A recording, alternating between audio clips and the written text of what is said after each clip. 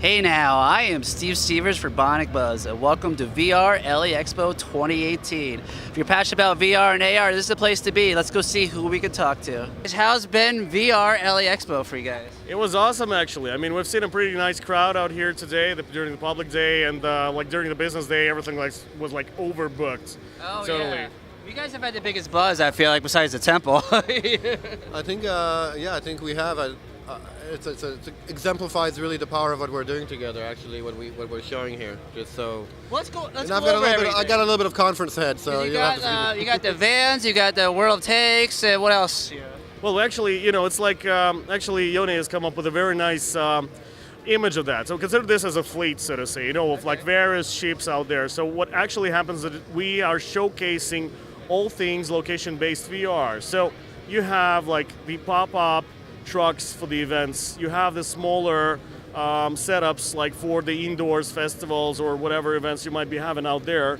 You have the larger events, larger configuration for like tournaments out there. You have the truss, which can go like into shopping mall or an entertainment center, which is also like houses up to 4 players out there. And you have like the mothership, this big 46 by 46 feet full body tracking arena out there. So everything like from a smaller scale events up to like major installations represented here.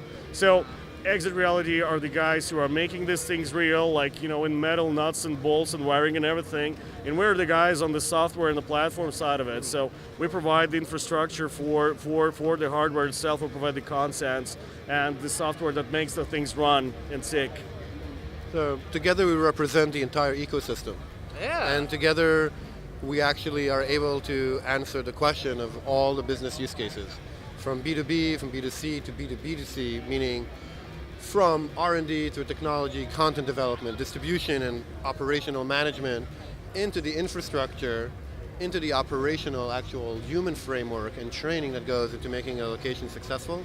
We now have expertise across the entire ecosystem of VR, and we have deployments, enterprise deployments across all of those things, from entertainment, from training, behavioral health and healthcare, architecture, gambling. We really provide expertise across the entire thing. So we're thrilled by what we're doing together. And we came here with a lot of enthusiasm and love for what we do to share with the community. And that's why this particular exhibit was really important for us, really to show that. Yeah. Well, how much time does it take for development? You come up with a concept for something. How long does it take and the manpower wise for it? I'm going to give you the very representative showcase right here. The content which we're showcasing at the moment at the full immersion location, the Polygon VR, it was developed in under 2 months. Oh wow! Jeez. We have a very strong development force out there. So we go from prototype to a shippable product in a very short period of time. But it all depends on the content itself. But for the purposes of the exhibition, for like shorter sessions, that's what it is. So we just went on, crunched through, and got it out. So there you go. If anyone needs stuff, come to these guys. Absolutely. Yeah. So here at Bionic Buzz, we're all about people's passion. Where'd your passion for VR and technology come from? Is there a certain game or movie you saw that made you want to get into it? Well, I would say that my key thing was that look, everybody's like a big fan of Matrix. Come on,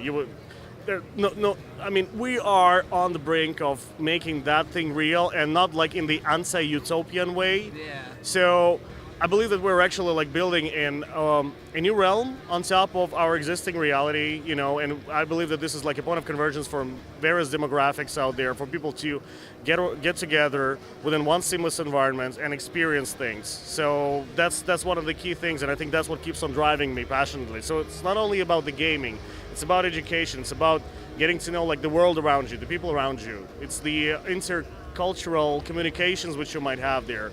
It's a highly immersive experience, none of which you would have had should you stay within your home region. So yeah, it's something like that. I mean, you can see the world, you can see other people without leaving your couch. So I love it. What's your passion for all this? Well, it's interesting because VR answers the promise of answering the great question of what is the nature of reality and what is the nature of connectivity.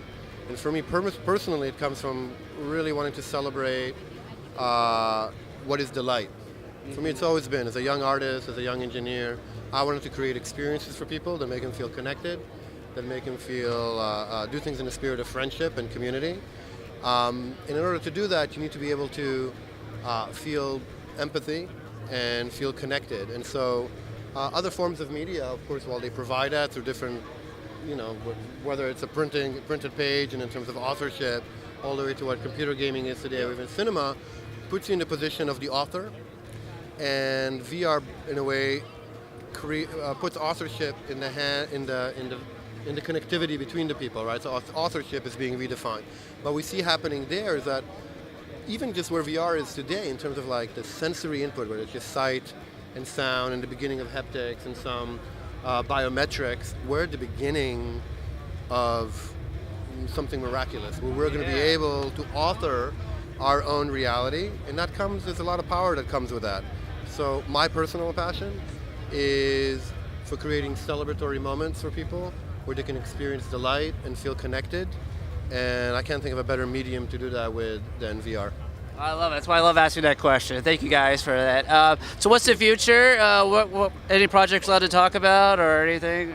Well, I can tell you this, that we're on the brink of building up the, the Oasis from Ready Player One, actually. I mean, it's baby steps, but we're going there. So the key thing is that with the telepresence thing, which we have, like when people from multiple or geographical remote arenas are playing together in one seamless environment, I think that's what we're moving towards. We're moving towards an always-on social hub with a lot of adventurous instances available for both like out-of-home and home users. So that's the vision for the platform which we're developing at the moment.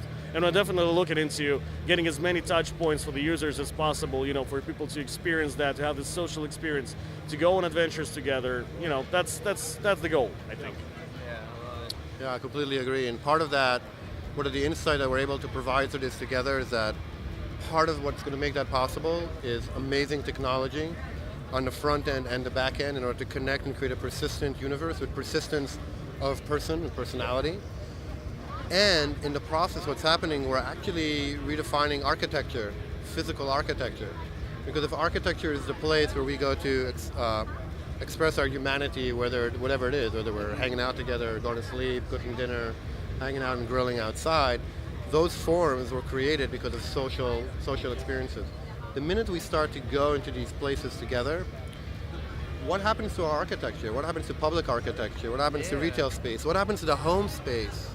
And that is the answer, that is the question that Neurogaming Exit Reality is now very actively engaged in. Because we need to answer that in order to be able to, to bring this to the masses and also to make a responsible business. Well, I could talk to you guys all day because I find this stuff all very fascinating, but I'm going to go try out some of your guys' stuff. So thank you guys so much for your time. Take care.